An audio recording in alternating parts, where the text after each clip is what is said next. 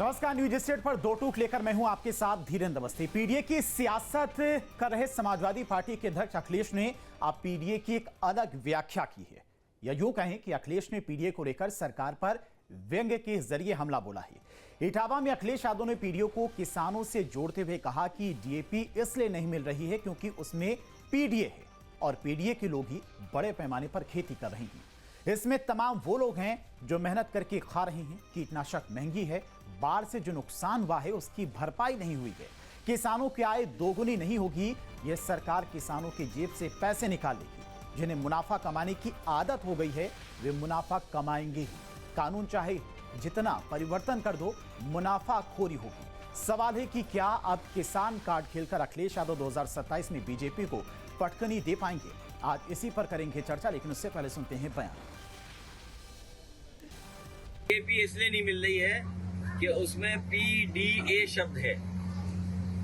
DAP PDA शब्द है और पीडीए लोग ही बड़े पैमाने पे खेती कर रहे हैं। गांव गरीब कौन है? जहां हम और आप खड़े हैं, इस गांव में कौन खेती कर रहा है या किस घर परिवार के बीच में खड़े हैं? तो ये तमाम वो लोग हैं जो मेहनत कर करके कमा रहे हैं और सरकार के पास खाद नहीं, यूरिया नहीं, डीएपी नहीं और कीटनाशक दवाइयां महंगी हैं।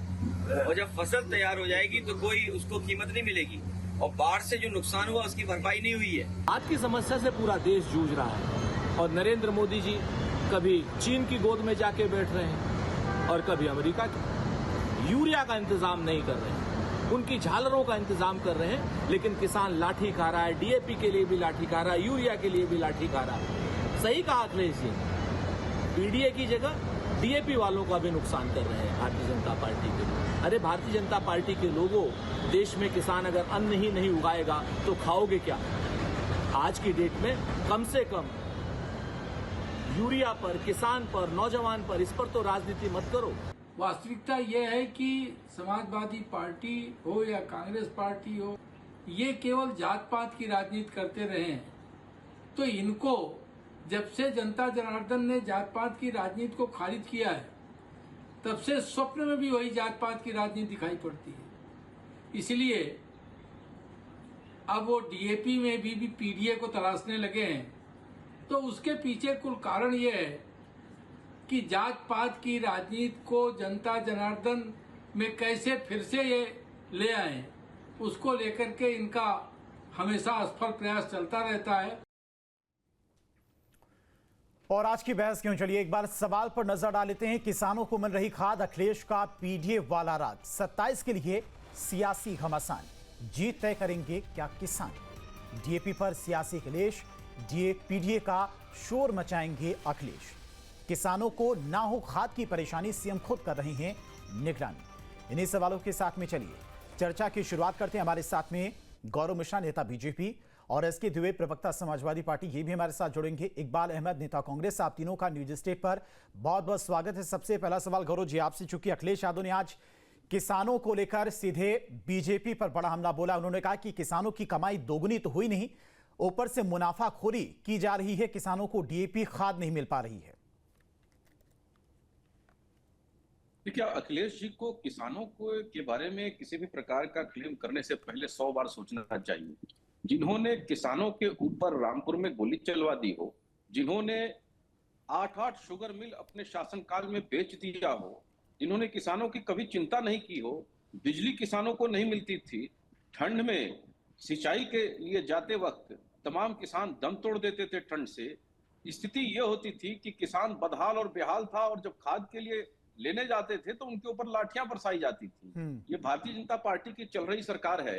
सर्वाधिक खरीद किसानों की, सर्वाधिक एमएसपी इसी सरकार ने देने का काम किया है। सर्वाधिक खरीद लेने का काम किया है। 18 घंटे से 22 घंटे बिजली देने का काम किया है। और किसी भी तरह की प्राकृतिक आपदा में जो क्रॉप इंश्योरेंस है वो कई गुना बढ़ा है।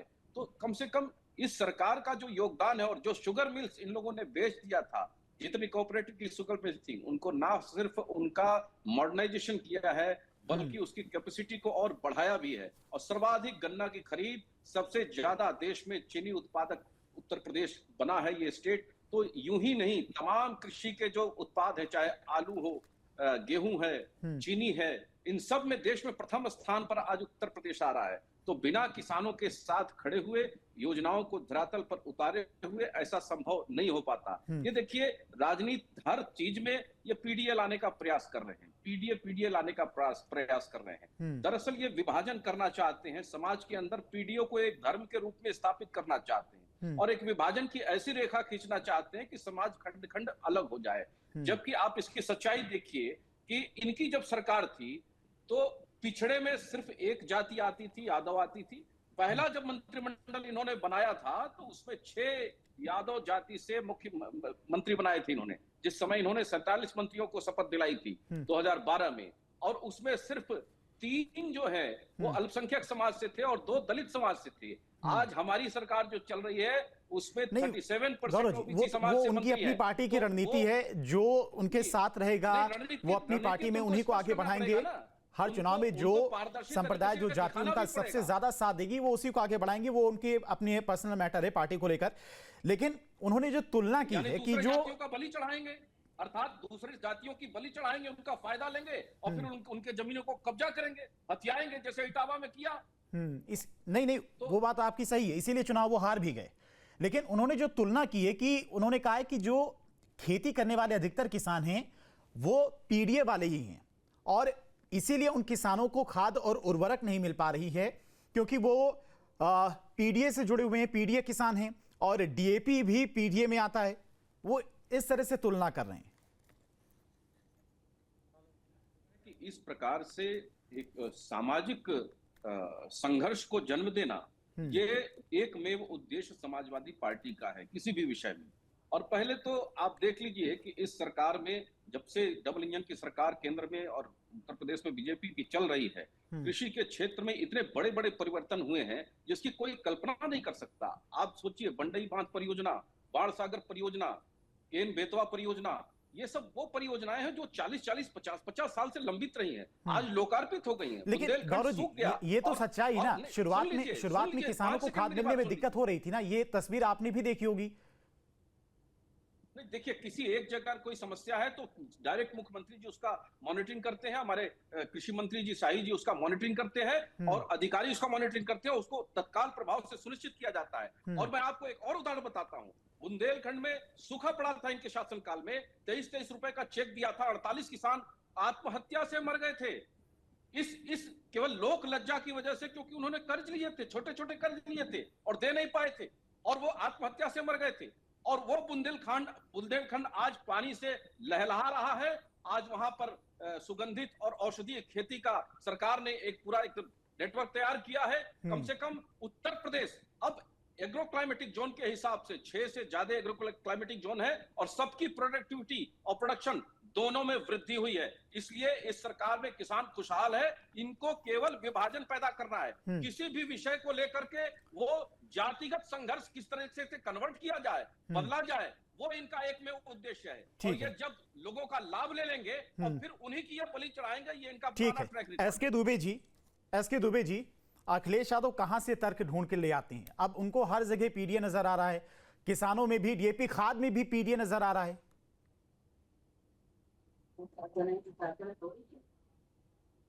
एसके दुबे जी, आप तक आवाज पहुंच रही? हेलो, चलिए, एसके दुबे सर तक आवाज शायद नहीं पहुंच पा रही, उनसे फिर से हम कनेक्ट करने की कोशिश करेंगे। इकबाल जी, आपके पास आते हैं।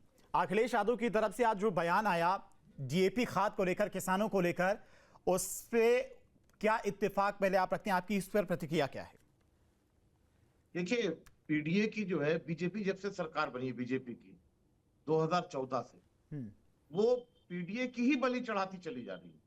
प्रतिदिन रोज कुछ ना कुछ घटनाएं घट रही हैं, पीडीए के खिलाफ होती जा रही हैं, पीडीए को नष्ट नाबूद करने की कोशिश की जा रही है और वो दिख भी रहा है। अब पीडीए खड़ा हो चुका है तो अब इनको डर समा गया है कि पीडीए अब हमको हरा के रहेगा, और पीडीए हरा भी रहा है इनको। अभी बिहार चुनाव में इनको देखने को भी मिल जाएगा पीडीए का सारा, जो पीडीए के खिलाफ इन्होंने पीडीए की बलि चढ़ाई है। और मैं एक बात बता दूं आपको कि प्रधानमंत्री जी, देश में इतनी बाढ़ आई हुई है, हर जगह त्राही त्राही मची हुई है, पंजाब, उत्तराखंड, कश्मीर और तमाम हिमाचल, तो इनको कम से कम उस पर बोलना चाहिए था, वहां राहत देनी चाहिए, खड़ा होना चाहिए था तो वो दीपावली का बम्पर ऑफर दे रहे हैं। इकबाल जी, आज इकबाल जी, ये खुशी मनाने का वक्त है। इकबाल जी, आज मैं हर जब चीज का वीडियो बखान नहीं देख गाया रहा हूं जाता तो है, मेरा रुआ खड़ा हर हो चीज जा का रहा है। बखान नहीं गाया जाता। मुझे आपको भी तकलीफ पता है, इतनी आप भी ज्यादा हो सत्ता रही में है, रहे हैं। लोगों को इकबाल जी, बहता हुआ देख रहा हूं, इकबाल जी, इकबाल जी, बहता हुआ देख रहा हूं, इकबाल जी, लोगों के राशन हर नहीं है हर खाने चीज का के। सरकार बखान नहीं गाती है। कहीं अगर आपदा है तो सरकार का वहां पर उनकी टीमें भी मौजूद हैं और सरकार का फर्ज भी बनता है वहां पर मदद पहुंचाई जाए, पहुंचाई भी जा रही होगी, नहीं तो ऐसा नहीं है। सरकार का रेस्क्यू नहीं दिख रहा है, नहीं दिख रहा पंजाब में। पंजाब में एकदम पंजाब को छोड़ दिया गया है। नहीं, किस तरह दिखना चाहिए आप बताइए, किस तरह? अगर कोई सरकार दिखना ये कोई चाहिए कोई कि वहाँ सरकार जो आर्थिक राशन की पैकेज दे प्राइस रही है, बची है लोगों वहां की, पर मंत्रियों ये को वो भेजा जा रहा है तो पंजाब उसका बखान ये किया वो जाए, पंजाब है, पंजाब एडवर्टाइजमेंट किया जाए, किसानों तब से तब चलता आपको है। दिखेगा कि वहाँ सरकार पे वहां पर 80-85% काम कर रही है। किसान हैं और किसान पूरे देश को अन्न देता है, अन्नदाता है हमारा। और उस अन्नदाता को आप एकदम बेसहारा छोड़ देंगे तो उसका क्या होगा? देश के प्रधानमंत्री को दीपावली ऑफर देना चाहिए, या आप पंजाब में जाके या उत्तराखंड में या हिमाचल में जाके उनकी राहत की सामग्री पहुंचनी चाहिए। इस पर एक बार तो राहत सामग्री पहुंच नहीं रही है, इकबाल जी, राहत सामग्री पहुंच नहीं रही है, राहत सामग्री पहुंच नहीं। सोशल मीडिया पर नरेंद्र मोदी पोस्ट करेंगे तभी विपक्षी दलों को यह जानकारी होगी कि हां सरकार काम कर रही है। सरकार का फर्ज बनता है, सरकार को जो काम करना चाहिए आपदा पीड़ित लोगों के लिए, वो काम कर रही है। खाना बना रहे थे, चम्मच चला रहे थे, तब वो सोशल मीडिया पे एक्टिव थे, खाना बनाते हुए गुरुद्वारे में। और आज राहत की जरूरत है तो वो तो छोड़ते नहीं है अपने आप को। नहीं, वो छोड़ दीजिए, चलिए इकबाल जी वो छोड़ दीजिए, अलग विषय हो जाएगा वो। अभी हम किसानों की बात करें, उत्तर प्रदेश के किसानों की बात करें। अखिलेश यादव कह रहे हैं कि वीडियो आ गया होता सोशल मीडिया पे और आप जैसे पत्रकार के माध्यम से हम तब देख चुके होते। चलो पंजाब में, हिमाचल में और जगहों पे राहत पहुंच रही है। नहीं, ठीक है, वो अलग विषय हो जाएगा। देखिए इकबाल जी, अभी उत्तर प्रदेश की बात कर रहे हैं। अखिलेश यादव की तरफ से जो आज कमेंट किया गया पीडीए खाद को लेकर, पीडीए में भी डीएपी खाद में भी उन्हें पीडीए नजर आ रहा है, उस पर आपकी प्रतिक्रिया क्या? लेकिन आप विषय से अलग ही चले गए। अखिलेश यादव कह रहे कि किसानों को खाद नहीं मिल पा रही उत्तर प्रदेश में, जबकि हर एक खाद की दुकान पर खाद उपलब्ध है। मुख्यमंत्री खुद इस पर नजर रखे हुए हैं। मैं तो उस पर बात करूंगा ना, उनको राहत पहुंचाने के लिए मैं अपनी आवाज उठाऊंगा ना। देश के प्रधानमंत्री को अपनी आवाज उठाइए, अपनी टीम ले जाकर वहां पर मदद करिए, वो बहुत अच्छी बात है वो, लेकिन अलग विषय है ना। अभी अखिलेश यादव ने जो यूपी के किसानों को लेकर कमेंट किया, उस पर चर्चा करना है। बीजेपी जब से आई है तब से पीडीए की बलि चढ़ रही है। ठीक है, एसके दुबे जी भी हमारे साथ जुड़ गए। एसके जी, आप तक आवाज पहुंच रही है?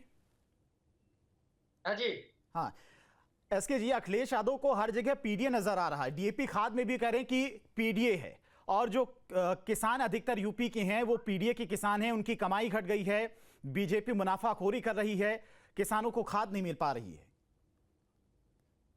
नहीं देखिए, मैं नहीं, ये आप भी महसूस करते हैं, आम जनता भी महसूस करती है, किसान हो, मजदूर हो, छात्र हो, कोई भी हो, ये सब महसूस कर रहे हैं कि भारतीय जनता पार्टी ने हर तरफ से मुसीबतों का बोझ आम जनता पे डाल दिया है। आप देखिए ना, अभी स्टूडेंट पर कितनी लाठीचार्ज किया है, किसानों को डीएपी और यूरिया नहीं मिल रही है।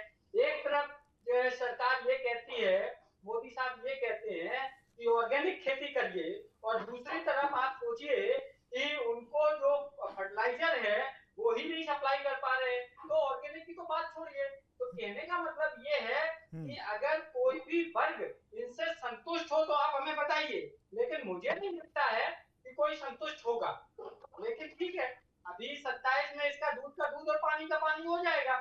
नहीं, आपकी सरकार में किसानों के लिए, एसके दुबे जी, आपकी सरकार में किसानों के लिए कौन से बहुत बड़े राहत पैकेज लाए गए, बहुत कदम उठाए गए? किसानों का कर्ज माफ किया बीजेपी सरकार में, मैं ये बातें गिनाना नहीं चाहता था। फसल बीमा योजना, ठीक है, किसानों के खाते में सम्मान निधि योजना से पैसा आ रहा है, किसानों की फसल का बीमा है, ये सब बीजेपी ने ही तो किया है ना। अरे दादा, आप देखिए, हमारा नेताजी की सरकार में आपने देखा होगा कि सिंचाई, दवाई और पढ़ाई मुफ्त का नारा था मेरा, कि ये चीजें मुफ्त होनी चाहिए। सिंचाई जो है वो हिंदुस्तान की रीढ़ की हड्डी के लिए है भाई, किसान मेरा रीढ़ की हड्डी है। अगर उसको आप सुविधाएं नहीं दे पाओगे तो फिर क्या मतलब है? और आपने इतने वादे किए थे, हम गन्ना का ये कर देंगे, हम किसानों का कर्ज माफ कर देंगे। देखिए, लॉलीपॉप देना और उसको धरातल को उतारना, दोनों में मैं कहता हूँ कि ये जो है सिर्फ लॉलीपॉप, ये सपना दिखाते हैं, वो मंगेरी लाल के जो हसीन सपने होते हैं ना, ये सिर्फ वो दिखाते हैं, ये सिर्फ दिखा के और भूल जाते हैं।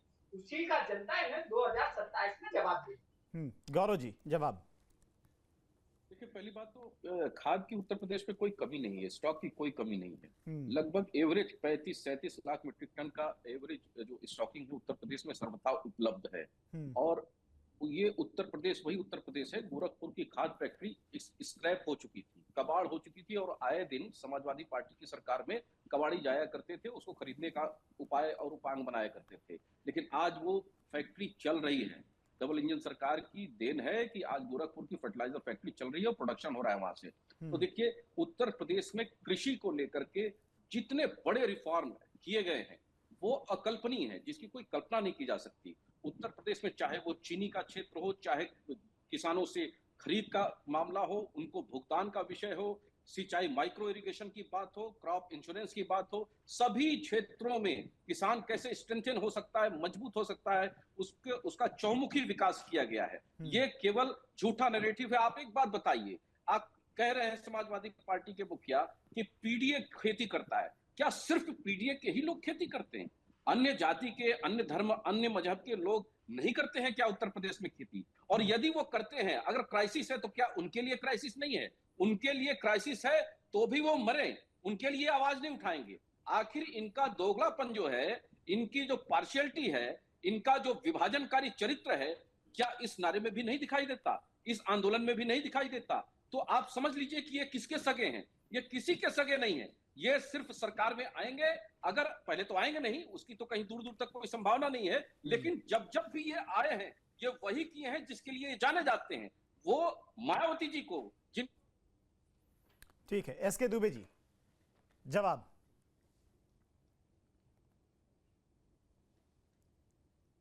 एसके दुबे जी, आप तक आवाज पहुंच रही? हाँ जी, अब बोलिए बोलिए। आपकी सरकार में किसानों के लिए कौन से बड़े काम किए गए, आप गिना दीजिए एक बार। अरे मैं बता तो रहा हूँ, किसानों के लिए क्या नहीं किया। नेताजी हो चाहे 2012 की सरकार हो, किसानों के लिए हम लोगों ने काम किए हैं भाई। वही मैं कह रहा हूँ, गिना दीजिए ना, क्योंकि गौरव जी तो गिना रहे हैं। हमारे टाइम पे यूरिया और डीएपी की किल्लत नहीं होती थी। हमारे टाइम पे सिंचाई के लिए नहर का इंतजार नहीं किया जाता था कि अब नहर आएगी और सिंचाई होगी। पानी बराबर रहता था, नहरों की सफाई बराबर होती थी। आज ये भारतीय जनता पार्टी, मैंने बुंदेलखंड में लोगों के पास पीने का पानी तक नहीं था। बुंदेलखंड में लोगों के पास पीने का पानी नहीं था, आप कहां से पानी पहुंचा रहे थे किसानों तक? अरे देखिए, अभी एक पर्टिकुलर जगह को लेकर अगर आप इंडिकेट करेंगे तो पूरे उसका क्यों? बुंदेलखंड उत्तर प्रदेश का हिस्सा नहीं था? बुंदेलखंड उत्तर प्रदेश का हिस्सा नहीं था? तो मैं भी कई चीजों गिना दूंगा। हाँ गिनाइए, इसीलिए डिबेट कर रहे हैं एसके दुबे जी, इसीलिए डिबेट हो रही है। आप तथ्य रखिए, गौरव जी भी तथ्य रख रहे हैं, आप भी तथ्य रखिए। तो मैं बता तो रहा हूँ ना, बुंदेलखंड में जितना हमने पहुंचा है उतना हमने कोशिश किया है। वहां जो परिस्थितियां थी उसके हिसाब से हमने वहां मेहनत किया है। अभी ऐसे तो अभी मैं बताऊं आपको, गुजरात में हर घर जल नल योजना किसने चलाई थी? बीजेपी ने चलाई थी कि समाजवादी पार्टी ने चलाई थी? लोगों के घरों तक जहां सूखा पड़ा हुआ था जल पहुंचाने आपको क्या बोल रहे हैं कि जब हम आपको ये बोल रहे हैं कि सिंचाई, दवाई और पढ़ाई, ये तो मेरा ही नारा था ना। ये कहां भारतीय जनता पार्टी का नारा है, बता दो आप हमें। वही तो मैं कह रहा हूं एसके दुबे जी, खाली नारा देने से प्रदेश का विकास नहीं हो जाता है एसके दुबे जी, काम करना पड़ता है जमीन पर उतरकर। अरे तो काम ही तो किया है ना, काम किया ना, तभी तो वही तो मैं आपसे बार एसके दुबे जी हम पूछ रहे हैं, बार आपसे पूछ रहे हैं। जैसे बीजेपी ने किसान सम्मान निधि योजना, किसानों की फसलों का बीमा करवाया, ठीक है, किसानों के खाते में हर महीने 2000 रुपए पहुंच रही हैं, ये सारी योजनाएं तो बीजेपी लेकर आई थी ना। तो ऐसे आपने भी कोई बड़ी योजनाएं या फिर किसानों के लिए बड़ा राहत पैकेज तो चलाया होगा ना? 85 लाख किसानों का 1 लाख का फसली वर्ष जो कर्ज था उसको आते ही पहली कैबिनेट में माफ किया था 2017 में। उसके बाद एक बार किसान बन के इनकी सरकारी योजनाओं का फायदा लेके देखिए तो आपको दूध का दूध और पानी का पानी हो जाएगा कि कितना किसानों को क्या मिल रहा है। मैं आपको बता रहा हूँ, आप अनवा के देखो, क्योंकि मैं तो किसान हूँ, इसलिए मैं भी किसान फैमिली से हूँ एसके दुबे जी, आता है पैसा, मैं भी किसान फैमिली से। आपको मालूम होना चाहिए ना, लेकिन ये पीडीए से नहीं है। सब मालूम होना चाहिए, तो फिर कहने की हमें जरूरत ही नहीं थी। मैं तो भुक्तभोगी हूँ ना। आप सोचिए, इनका लेखपाल पैसे लेके काम नहीं करता, इनका तहसीलदार हो, इनका मामलतदार हो, इनका प्यून हो, बिना पैसे के काम नहीं होता है साहब। तहसील में क्या बात करते हैं, थानों में रिश्वतखोरी चलती है। अब मेरे गांव का मैटर था, वहाँ करप्शन का 100% करप्शन हुआ, उसको क्लीन चिट मिल आजकल गई। SK Dubey ji, social media का जमाना, एक वीडियो बनाइए, सोशल मीडिया पर पोस्ट कर दीजिए, किसी अधिकारी से शिकायत कर दीजिए, कार्रवाई हो जाएगी, सबूत आपके हाथ में होगा। साक्ष्य थे, प्रूफ थे, उसके बाद भी कुछ नहीं हुआ। वही तो मैं बता रहा हूँ, ये रोना इस बात का नहीं है, ये सिर्फ बातें करते हैं, धरातल पे काम नहीं करते। वही तो मैं आपको बता रहा हूँ। आप अगर यहाँ गए हो ये बुंदेलखंड एक्सप्रेस वे पे, शायद अगर आपको मौका मिला हो, आप देखना इन्होंने कैसा काम किया है। एकदम थर्ड क्लास का। वो आज तक मैं जितनी बार भी गया हूँ उस हाईवे पे, कभी ऐसा नहीं मिला कि एकदम चकाचक रोड हो और आराम से जा सकते हो। हमेशा काम करते हुए मिला, क्योंकि वहाँ इन्होंने काम ही भ्रष्टाचार के उसमें डुबो दिया उसको, पूरे एक्सप्रेस को। तो कहने का मतलब, इनके यहाँ सारे भ्रष्टाचारी रहते हैं, ऊपर से लेके नीचे तक। इनके अधिकारी इनकी नेता की नहीं सुनते हैं। आप सोचिए, इनका मंत्री जो है वो बोलता है कि मेरे अधिकारी नहीं सुनते हैं। वो बांदा का ही था, इनका विधायक, वो एसडीएम को बोल रहा है और एसडीएम उसकी सुनता नहीं है। तो कहने का मतलब, आपकी शासन कैसा है, आप कैसा तंत्र चला रहे हैं? ठीक है ना शासन ठीक है ना, पुलिस अपने हिसाब से काम करेगी, पुलिस को धमकी तो नहीं दी जा रही है ना, पुलिस को अपनी नौकरी खोने का डर तो नहीं है। ठीक है, एसके दुबे जी आएंगे आपके पास। इकबाल जी हमारे साथ जुड़े हुए हैं। इकबाल जी, आपकी सरकार में, कांग्रेस की सरकार में, जिन राज्यों में कांग्रेस की सरकार रही है, किसानों के लिए कितना काम किया गया? आप भी कुछ डेटा, जो बड़े फैसले लिए गए किसानों के लिए, रख दीजिए, उसके बाद चर्चा को आगे बढ़ाते हैं। कांग्रेस पार्टी की जब सरकार थी तो सबसे पहले राहुल जी ने एक बात रखी थी, जब प्रधानमंत्री मनमोहन सिंह जी थे, उनसे उन्होंने ये बात चर्चा में लाई कि किसानों का कर्ज माफ हो जाए, और उन्होंने कर्ज माफ किया। आज पूरे देश में आप कहीं भी इस चीज को, आपको भी पता है इस बारे में कि अगर किसानों का कर्ज माफ हुआ था तो कांग्रेस पार्टी की सरकार में माफ हुआ था। दूसरी चीज, बीजेपी जो किसानों की हितैषी बन रही, अरे वो अन्नदाता है। आपने 700 किसानों को शहीद किया है, उनके सीनों पे गोली मारी है। आपकी बीजेपी कहाँ, किस मुंह से बात करना चाहती है? जिन किसानों को लाठियां बरसाई गई, जिन किसानों को कांटे लगाए गए सड़कों पर कि वो आ न सके, अरे वो अन्नदाता थे, वो हमको अनाज दे रहे थे, पूरे हिंदुस्तान को वही अनाज देते, वही अन्न देते हैं जिससे पूरे हिंदुस्तान के लोगों का पेट भरता है। और आप उनको क्या दे रहे थे? कांटे दे रहे थे, आप उनको गोलियां दे रहे थे, आप उनको लाठियां दे रहे थे। बीजेपी कहाँ, किस मुंह से बात करेगी बताइए आप? कांग्रेस तो किसानों के साथ हमेशा खड़ी रही है, मजलूमों के साथ हमेशा खड़ी रही है। अच्छा, किसानों के लिए आपने, इकबाल जी, किसानों के लिए आपने इतनी बड़ी योजनाएं चलाई, ठीक है, कर्ज माफ किया, बहुत अच्छी बात थी, उस टाइम किसानों को बड़ी राहत दी थी, लेकिन उसके बाद भी सत्ता में वापसी नहीं हुई, क्यों? और सिर्फ 1-2 राज्य के ही किसानों को उस समय क्यों परेशानी हो रही थी? नॉर्थ में चले जाइए, साउथ में चले जाइए, वहां के किसान तो कहीं हमें प्रदर्शन करते नहीं दिखाई दिए थे। सत्ता से बाहर हो गए क्योंकि इन्होंने गुजरात का मॉडल एडॉप्ट कर लिया पूरे हिंदुस्तान पे। वो चोरी वाला, जो आज राहुल जी ने खुलासा किया कि वोट चोरी का कैसे मामला होता है, 5 तरीका बताया उन्होंने कि वोट कैसे चोरी होता है। आज देश को हर एक बच्चा, तो जिन राज्यों में कांग्रेस की सरकार बन गई, वहां पे कैसे बन गई अगर वोट चोरी हो रही है? अलग टॉपिक हो जाएगा वैसे, लेकिन जवाब दे दीजिए। कैसे वोट चोरी करके सरकार बनाती है और कैसे विधायक और सरकार चोरी करती है? ठीक है, गौरव मिश्रा जी जवाब। देखिए कांग्रेस पार्टी क्या बोलेगी। कांग्रेस पार्टी के शासनकाल में पूरा अगर आप डेटा उठा करके देख ली तो 12,800 किसान प्रति वर्ष आत्महत्या करते थे। विदर्भ के मुख्यालय पर जाली लगा करके रखा गया था कि कोई किसान आत्महत्या न कर ले, क्योंकि आत्महत्या करने के बाद कुछ मुआवजा मिलता था, उससे उनका कर्ज पूरा हो जाता था। तो एक चलन सा बन गया था, और किसान अन्नदाता बहुत स्वाभिमानी होता है। अगर उसका थोड़ा भी कर्ज है और किसी ने अगर उसको बोल दिया तो उससे बर्दाश्त नहीं हो सकता, अपने प्राण त्याग देता है। प्राण त्यागने पर, मरने पर मजबूर किया था कांग्रेस की सरकारों ने। और वो आत्महत्या नहीं थी, वो सब हत्याएं थी, वो प्रायोजित, ऑर्गेनाइज्ड, स्टेट स्पॉन्सर्ड किलिंग थी किसानों की। प्रधानमंत्री मोदी जी के आने के बाद आज विदर्भ में ट्रेन से पानी पहुंचाया गया है, उसी विदर्भ में पानी से खुशहाल हो गया है वो क्षेत्र। आज आत्महत्याएं जीरो हो गई हैं, बंद हो गई हैं, खत्म हो गई हैं। इन लोगों ने तो किसानों की वो अवहेलना की जिसकी कोई कल्पना भी नहीं कर सकता। किसान अन्नदाता इस देश की सबसे बड़ी ताकत है। जीडीपी में जो योगदान 17% का हुआ करता था, वो घट करके 13-14% के बीच आ गया। आप सोच लीजिए कृषि का क्या हाल इन लोगों ने किया था। सिंचाई की योजना जो 1952, 1971, 76 से पड़ी हुई थी लंबित, उन पर कोई काम नहीं हुआ था। जिसकी उस समय की लागत 3000-2000 करोड़ थी, उसकी लागत आज 70,000, 1 लाख करोड़ तक पहुंच गई। ये हाल कर दिया था इन लोगों ने। तो सिवाय लूटने के, सिवाय डकैती के कुछ नहीं किया। किसानों को कुछ नहीं मिला। डीजल से सिंचाई करने पर मजबूर थे किसान, बिजली मिलती नहीं थी, कटिया डाल करके भी नहीं चला सकते थे। स्थिति यह थी कि एनटीपीसी बिजली के उत्पादन केंद्र भी घाटे में चलते थे, किसान भी घाटे में चलता था, लेकिन इनका सफाई जगमगाता था। इनके वो चुनिंदा शहर जो वोट बैंक की राजनीति से मुफीद थे, सुटेबिलिटी के आधार पर बिजली दी जाती थी। लेकिन भारतीय जनता पार्टी ठीक है गौरव जी, समय कम है। इकबाल जी लास्ट कमेंट, उसके बाद एसके जी आपके पास आएंगे। देखिए, राहुल जी ने कहा था ना कि जीएसटी को स्लैब में लाना पड़ेगा, और इनकी जब चूल हिली, इनकी सरकार की चूल हिल गई, तो इनको अब महसूस होने लगा कि राहुल गांधी की बात माननी पड़ेगी, और राहुल गांधी की बात मान के जीएसटी को स्लैब में लाए।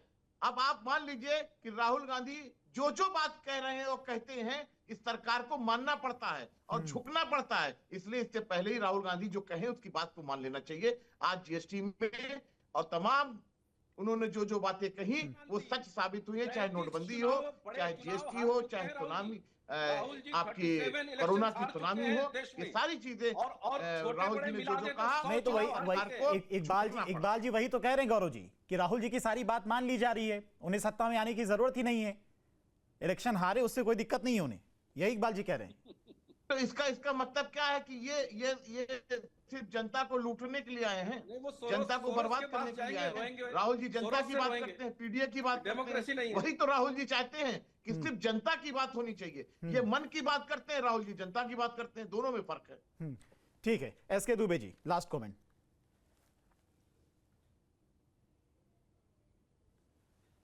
एसके जी आप तक आवाज पहुंच रही? चलिए एसके सर के पास आवाज नहीं पहुंच रही। गौरव जी लास्ट कमेंट कर दीजिए, उसके बाद खत्म करते हैं। देखिए, अभी इकबाल भाई कह रहे थे कि कर्ज माफ किया था उनकी सरकार ने। इनको तो पता भी नहीं होगा कि कितना आंकड़ा कर्ज का रहा होगा। 66,000 करोड़ की घोषणा की थी, 50,000 करोड़ का कर्ज माफी किया था, वो भी घोटाला हुआ था। मेरी सरकार आई तब पता चला कि कितना बड़ा ये घोटाला था। ऐसे फेक किसानों का कर्ज माफ किया गया था जिनका एग्जिस्टेंस ही नहीं था, जो जमीन पर मौजूद ही नहीं थे। हजारों करोड़ का वो घोटाला कर दिया इन लोगों ने। तो ये जनता के लिए कुछ भी करते हैं तो घोटाला करते हैं। और अन्न, तेल के बदले अन्न का घोटाला किसने किया था? इन्हीं के नेताओं ने किया था। खाड़ी से तेल के बदले अन्न का घोटाला इन्हीं की सरकार ने किया था। डिफेंस का घोटाला इन्हीं की सरकार ने किया था। तो घोटालों के लिए जो सरकार चलाया रहा हो इस देश में 7 दशक तक सरकारें, उसी में जो लिप्त रही हूं, आप समझ सकते हो क्या किसान का भला करेंगे। ये लोग सिर्फ मिथ्या, और यही वजह है कि जनता इनको आने नहीं देती। इनकी सच्चाई, इनकी परत दर परत जनता जानती है, इसलिए इनके बातों पर विश्वास और भरोसा नहीं करती। भारतीय जनता पार्टी जो कहती है वो करके दिखाती है। और प्रधानमंत्री मोदी जी की विश्वसनीयता आज पूरे विश्व में। ठीक है, आप तीनों मेहमानों का बहुत बहुत शुक्रिया। एसके जी आप तक आवाज पहुंच रही है?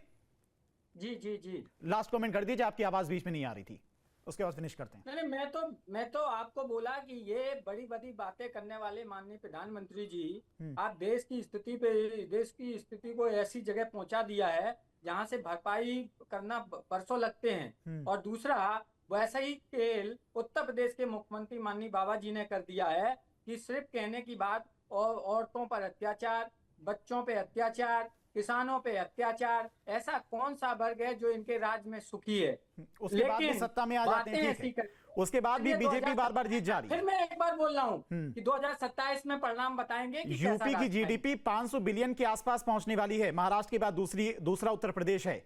अगर ग्रो नहीं कर रहा है तो ऐसे ही 500 बिलियन के आसपास जीडीपी पहुंच रही खाली उत्तर प्रदेश की। चलिए ठीक है, बहुत बहुत शुक्रिया आप तीनों मेहमानों का, गौरव जी, एसके दुबे जी और इकबाल जी, न्यूज स्टेट से जुड़े आपका बहुत बहुत शुक्रिया। तो पीडीए को लेकर लगातार अखिलेश यादव बीजेपी पर हमलावर हैं। पहले युवाओं को लेकर उन्होंने बीजेपी पर हमला बोला, अब पीडीए के जरिए किसानों को साधने की अखिलेश यादव कोशिश कर रहे हैं। हालांकि परिणाम 2027 में क्या निकल कर आता है यह देखना होगा। दो टूक में फिलहाल इतना ही, रुकते हैं छोटे से ब्रेक के लिए।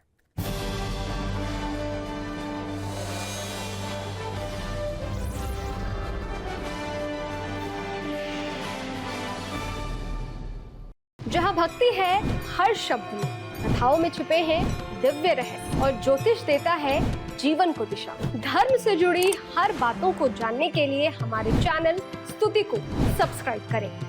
चैनल पर जाने के लिए इस लिंक पर क्लिक करें।